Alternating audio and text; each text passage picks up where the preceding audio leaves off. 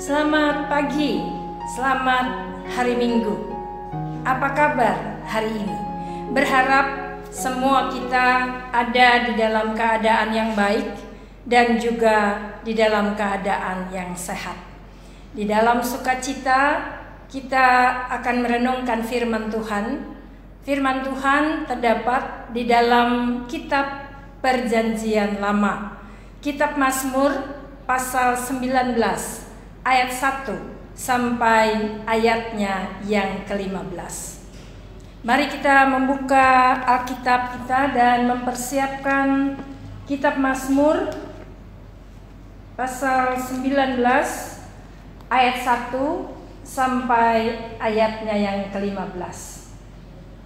Ketika kita sudah mendapatkan bacaan Mazmur 19 ayat 1 sampai 15 ini, sekarang mari kita berdoa memohon pertolongan Roh Kudus di dalam merenungkan firman Tuhan. Kita berdoa. Pada saat ini di dalam ibadah yang kami lakukan di tengah-tengah keluarga kami masing-masing, di dalamnya kami mau merenungkan firman Tuhan. Kami memohon kepadamu ya Allah di dalam Roh Kudus untuk memampukan kami di dalam menghayati firman Tuhan, dan ketika kami masuk di dalam kehidupan sehari-hari melalui kuasa Roh Kudus dan dalam kesadaran di diri kami masing-masing, kami dapat melaksanakan firman Tuhan itu. Inilah doa kami.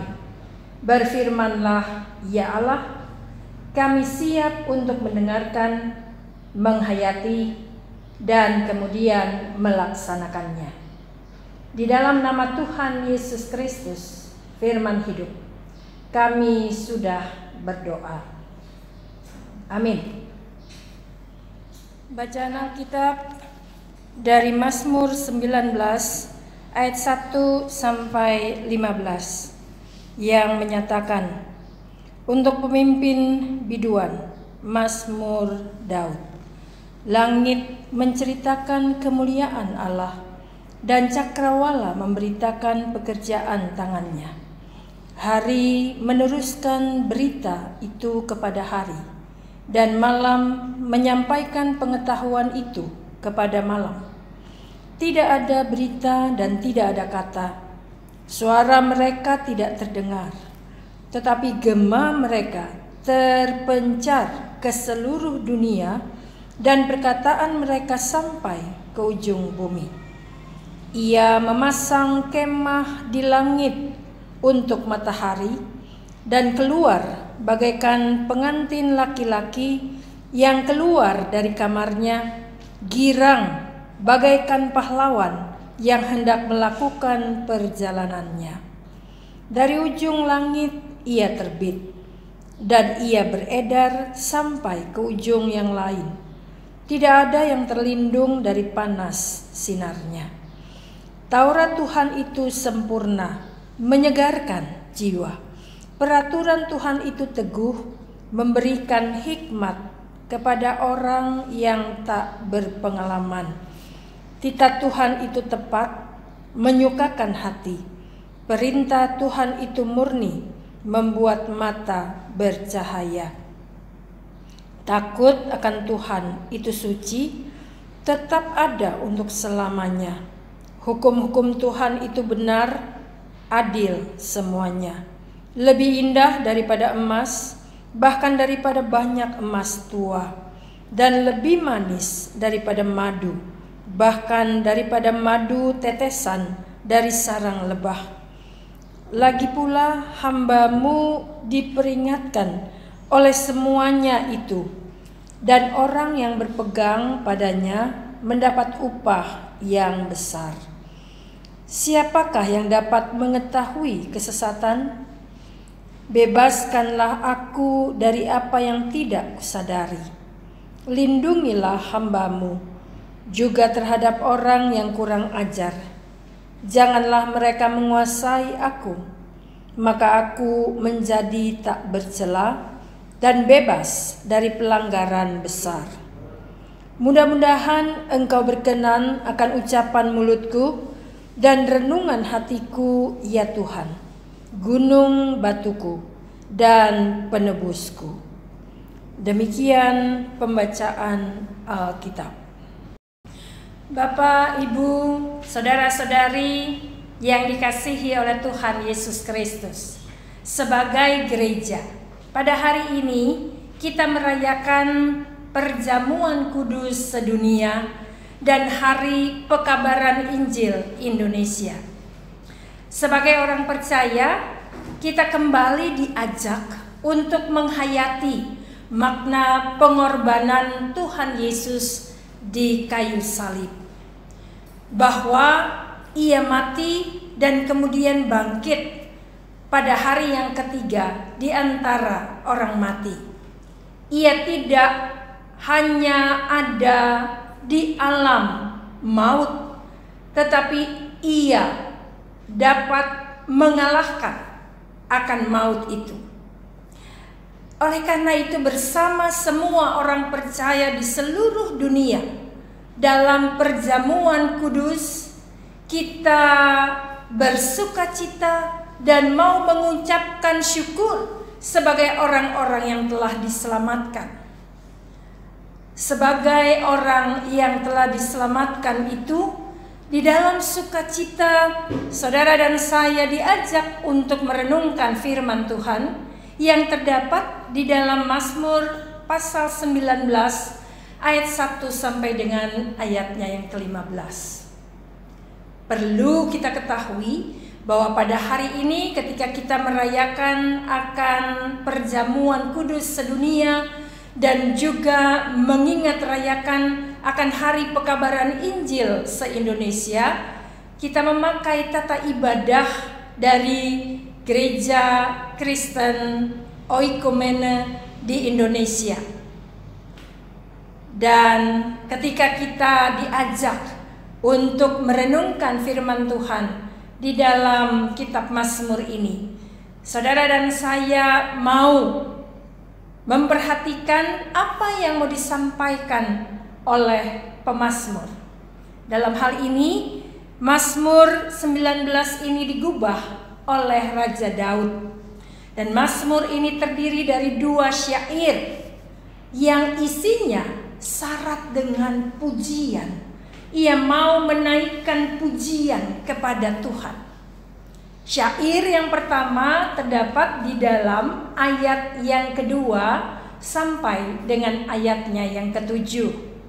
Di sana pemazmur, yaitu Raja Daud, mau melantunkan pujiannya kepada Tuhan karena keindahan ciptaannya. Daud begitu kagum ketika ia menyaksikan bahwa siang dan malam itu terus berganti,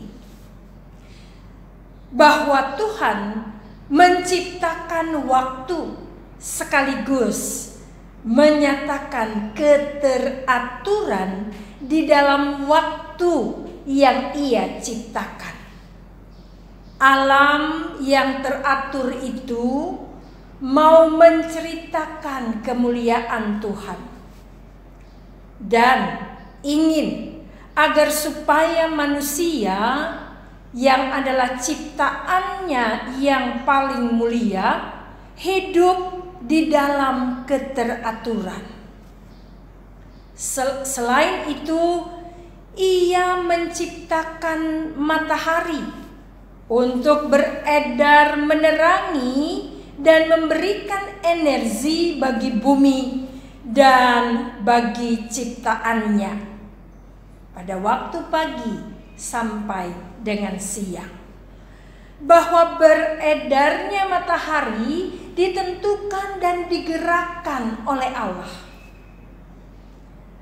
Dan di dalamnya kita mau menghayati bahwa cahaya matahari itu berguna bagi kita, manusia, juga berguna bagi hewan dan juga bagi tumbuhan yang ada di bumi ini. Di antaranya bahwa matahari itu memberikan vitamin D bagi tubuh manusia dari berjemur di bawah sinar matahari. Sebagai sumber listrik, matahari juga dipakai untuk sumber listrik tenaga surya. Itu syair yang pertama. Syair yang kedua terdapat di dalam ayat yang ke-8 sampai dengan ayatnya yang ke-11, bahwa di dalamnya pemazmur mau memuji Tuhan karena kesucian dari Tauratnya. Taurat atau firman Tuhan. Pemazmur mau memuji Tauratnya sebagai karunia yang memenuhi hidup orang-orang yang taat dan melakukan Taurat itu dengan sukacita. Pemazmur juga mau menghayati bahwa Taurat yang adalah firman Tuhan itu sempurna.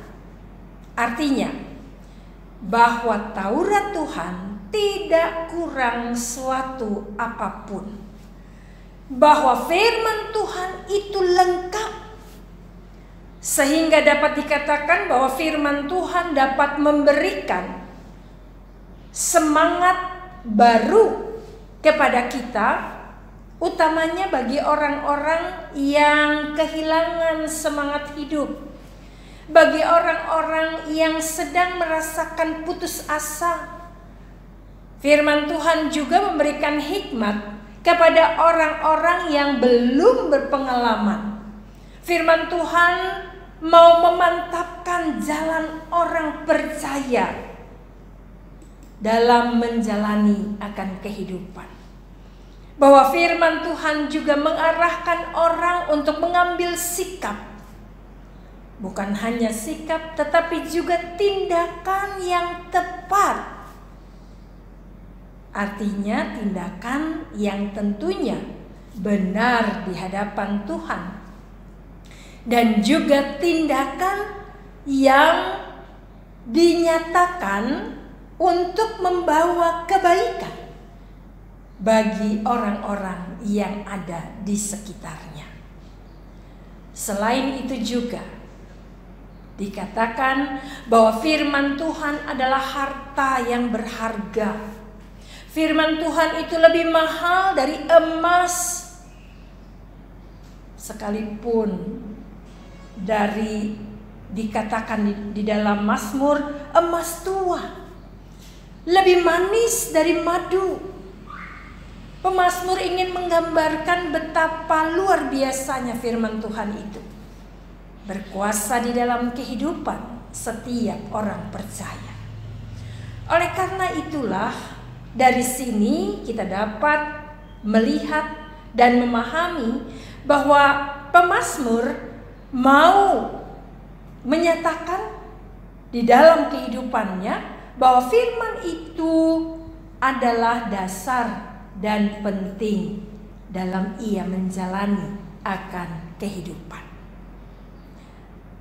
Atas dasar ini, maka pemazmur di dalam doanya, doa yang ada di dalam ayatnya yang ke-12 sampai dengan 15, ia mau mengungkapkan permohonannya agar supaya ia tetap menetapkan hatinya untuk berpaut kepada Tuhan dan juga beribadah kepadanya. Di dalam permohonannya juga ia mau agar supaya Taurat Tuhan itu menjadi pegangan hidupnya.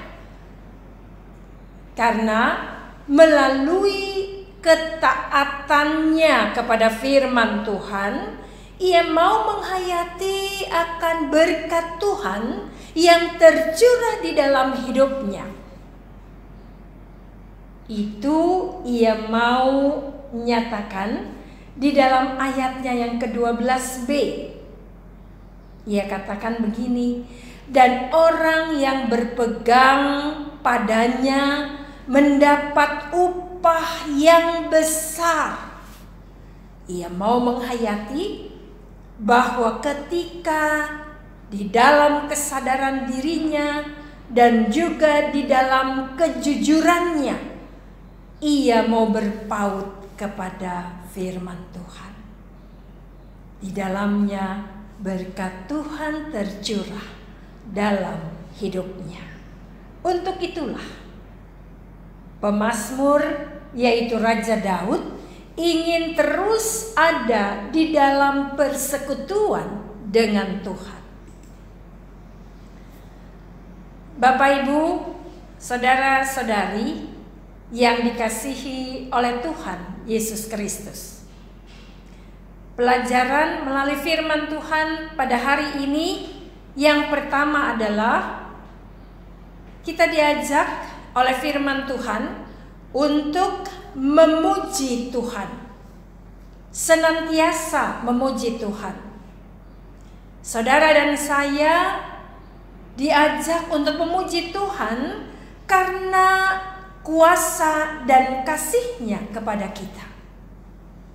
Memuji Tuhan dengan seluruh keberadaan kita, artinya kita mau menyatakan pujian itu melalui kata-kata kita, melalui suara kita, juga melalui sikap, melalui keputusan yang dilanjutkan dengan tindakan nyata. Artinya bahwa apa yang kita nyatakan itu merupakan gambaran hidup kita yang mengaminkan akan kuasa dan kasih Allah. Bahwa pujian yang kita naikkan kepada Allah lewat rangkaian kata-kata, suara, sikap, keputusan, dan tindakan yang baik itu dapat menghadirkan kebaikan bagi orang lain. Banyak kali orang hanya melihat arti dari pujian itu begitu sempit artinya. Hanya melalui kata-kata di dalam kesaksiannya, ia mau menyatakan melalui kata-katanya kepada orang banyak tentang betapa luar biasanya kasih Allah, dan juga lewat pujian yang mau ia lantunkan dengan syair yang begitu indah.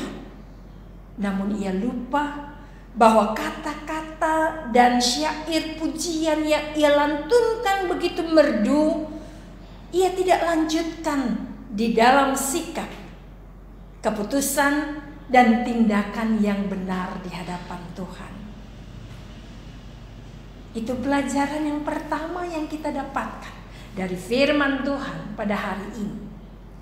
Pelajaran yang kedua adalah tentang tertib, teratur. Firman Tuhan hari ini mengingatkan saudara dan saya untuk hidup tertib, hidup teratur.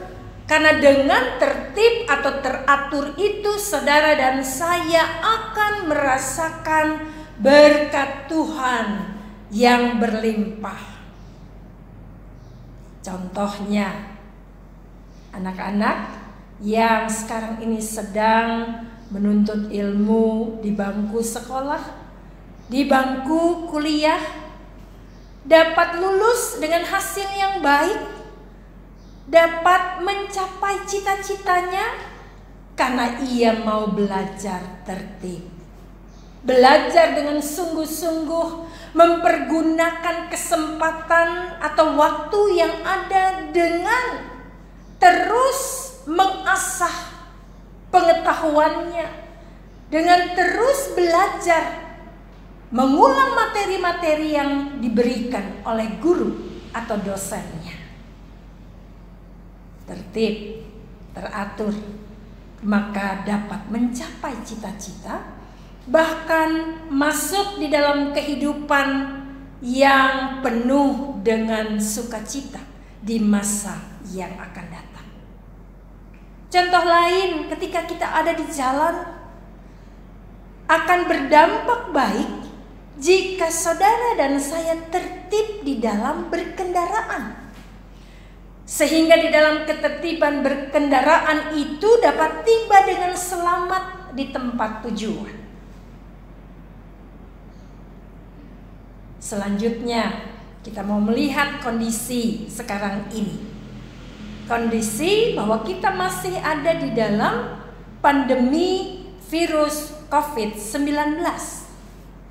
Jika kita mau terhindar dari penularan, jika kita ingin sehat, maka yang kita lakukan adalah mematuhi protokol kesehatan.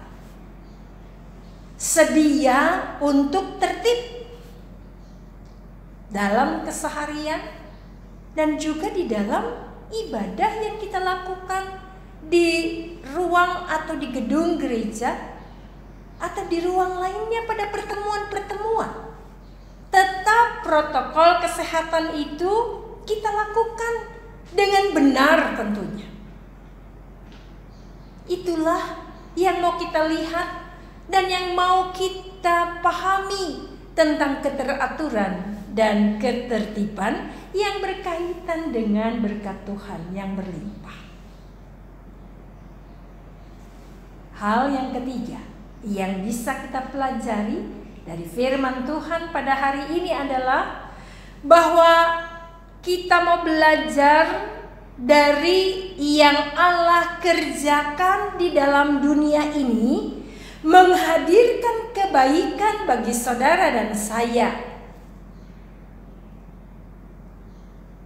melalui di dalam mengawali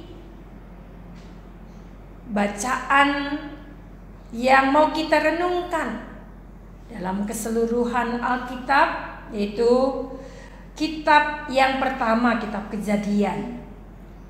Mau menceritakan bagaimana Allah menciptakan langit, bumi, dan segala isinya. Di dalam Allah menciptakan langit, bumi, dan segala isinya itu, Ia mau menyatakan ketertiban.